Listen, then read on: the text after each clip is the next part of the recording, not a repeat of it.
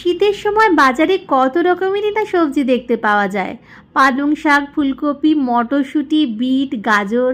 যদিও এই সবজিগুলো আজকাল সারা বছরই আমরা পেয়ে থাকি, কিন্তু শীতের সময় এই সবজিগুলো যেন একটু বেশি সতেজ দেখে মনে হয়। বিট এমন একটা সবজি যেটা খেতে অনেকেই পছন্দ করেন না, অথচ বিট খাওয়া কিন্তু অত্যন্ত উপকারী। আমার বাড়িতে বিটের তরকারি করলে কেউ তো খাবেই না, তাই ভাবলাম আজকে একটুখানি হেলদি খাওয়ানোর জন্য বিটের পুরি বা লুচি বানিয়ে ফেলি। এইরকম লাল লাল লুচি দেখে কি আর না খেয়ে থাকতে পারবে কেউ?